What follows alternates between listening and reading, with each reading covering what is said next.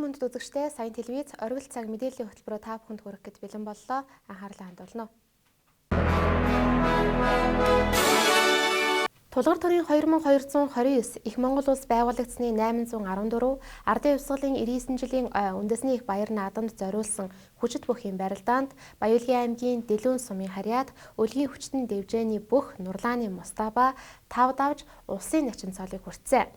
Түүнд орон нутгийн удирдлагууд баяр хүргэж 2 өрөө байр бэлгэлэхээр болсон бөгөөд улсын начин Мустабад Улаанбаатар хотноо 2 өрөө байр олгох нэртэй тендер зарласан нь захин орчинд шуугиан тарьж нилээдгүй хил амыг араасаа дагуулад байсан юм а.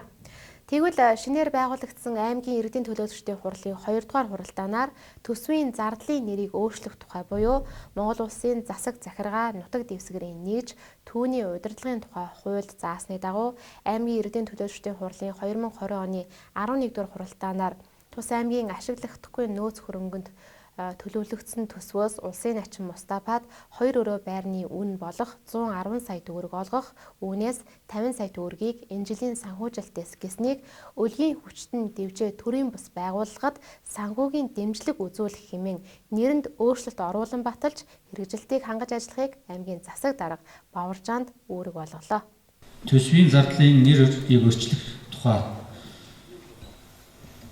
Монгол улсын засаг захиргаа нутаг дэвсгэрийн нэгж төний удирдлагын тухай хуулийн 18.1-2-ийн Б, төсвийн тухай хуулийн 34-р зүйлийн 34-ийн 3-ийн 2, аймгийн иргэдийн төлөөлөгчдийн хурлын ээлжид хуралдаанаас тогтоохон 1. Аймгийн 2020 оны 11-р хуралдааны орон нутгийн ангиллагдахгүй нөөц хөрөнгөнд төлөвлөгдсөн улсын начин Н.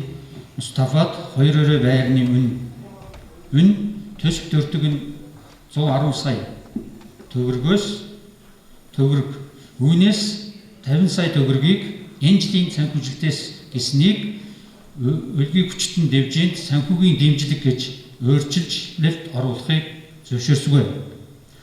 2. Тогтоолын хэрэгжилтийг хангуулж хөрөнгийн зориултын дагуу зар сургалтанд хяналт тавьж ажиллахыг аймгийн засаг дарга Д. Баваржаанд үүрэг болгосгоо гэсэн ийм тогтоолын төсөл байна.